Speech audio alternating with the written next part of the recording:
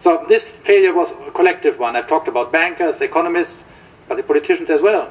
We have here representatives from two archetypal bubble countries in real estate, Spain and Ireland. They were happy to see the building boom go on.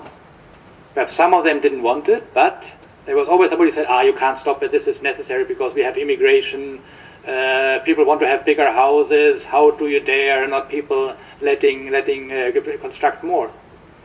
And that's why basically everybody was in this game as long as it lasted on the way up. Of course, on the way down, nobody was there, and everybody says, no, it wasn't my fault, just the greedy bankers. And that is, I think, also our problem now, because right now we have a problem for authorities. You have a long-run issue, which is to prevent future crises, and a short-run one, which is how to deal with the present one. And the policy actions go in exactly the opposite direction.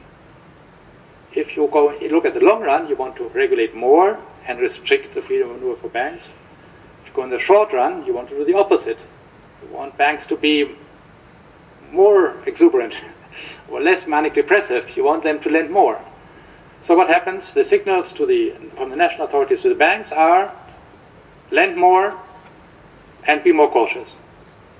And the system freezes. Right? If you tell a horse, go on, and you put on the brakes, there's a lot of effort expended for nothing, and nothing happens. And I think the same confusion we have at the European level, and we can't decide. What do we want to do? We have committees which say more regulation, and then exhortations for politicians, lend more. So I think we have to get over this confusion and make some hard choices. And I would say fundamentally the choices are very simple. For the short run, we would say we talk about more regulation later. It'll come, it'll have to come, but we talk about that one later. And for the short run, we have to deal incisively with the banks, especially with the problem banks. And there's no point in waiting for the scale of disaster to be open. We have basically to nationalize many of them. I have argued, as you know, elsewhere that we should do it at the European level. We should show them up by a European fund. That's entirely possible, but our policymakers in their wisdom have said that no, we do it one per one, which will cost, of course, a lot more. But anyway, we have to take that step. It's better to take it early than to take it late. And the second step, which is for the long run, is also quite simple. A lot of work on detailed regulation. I think part of it is unavoidable. I'm very doubtful it actually have an impact because when the next period of euphoria comes, people will find ways around this regulation. And the regulators themselves would say, times are great again, we can loosen up a little bit here and there. So we need somebody to take away the punch, as I say, the punch bowl to stop the bubble. And for that we need a very conservative and very independent institution. And if you look around in Europe, we have only one choice. It's the ECB. We didn't task it with that. We told the ECB, you look only at price stability.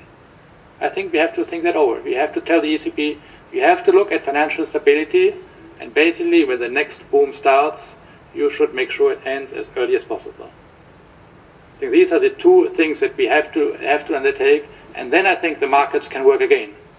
But unless we give them these clear markets, these clear signals at the European level, we'll stay in the current muddled confusion, and the markets won't be able to start again, and our economy won't be able to start again either.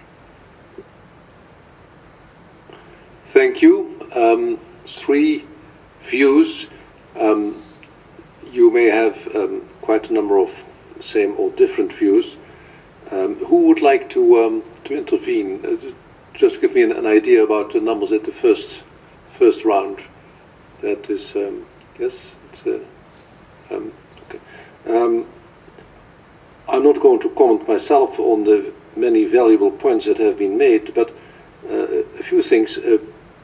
Whatever one thinks that should happen or is going to happen, it is clear that the size, simply the size of the financial sector, banks, insurance companies, and what have you, is going to shrink. The size had grown, if you know the numbers, quite substantially as a percentage of GDP in most countries. So not only in absolute terms, but also in relative terms. And that as such may have been great for many years, but simply we will see, even if one disagrees about certain measures that should be taken or developments that will happen. There is a very high overcapacity in general in the financial sector. I'm not talking about a particular country, not even about Europe in particular. And that will lead to, much lower number of people. Of course, we're talking human beings working in that sector, and in all likelihood, for longer term, also lower profits even after the crisis. That's more difficult to say, I admit, but and a lower percentage of the financial sector in the GDP in general. And on the other matter, I'm not saying it's the Bible, but it's not, but many of the points that have been rightly addressed by the speakers, the Larosière committee report has at least given clear answers. That doesn't need you to be in favor. But on the important point of what should we do, this is more about Europe now, on regulation, that's to be distinguished from supervision. You first need regulation rules, and then on that basis you can correctly or incorrectly apply your supervision. But I simply want to refer you, I know you know those texts by heart since last Wednesday, but paragraph 41 and 42 of the Larosière report, where we say, yes, some changes in regulation are required to strengthen financial stability and the protection of customers and to avoid a repetition of the current crisis. But, and that's I think close to the points of my neighbors here, over-regulation should be avoided because it slows down financial innovation and thereby undermines economic growth in the wider economy. And it emphasized that the enforcement of existing regulation or improving regulation where necessary and is as important as creating new regulation. And we also said that better supervision should be aimed at, but on regulation, more priority for improving regulation rather than automatically say more regulation. That's not what the speaker said, but what many others outside of this room say, and maybe inside the room as well. But yes, I turn now first to Minister Brown.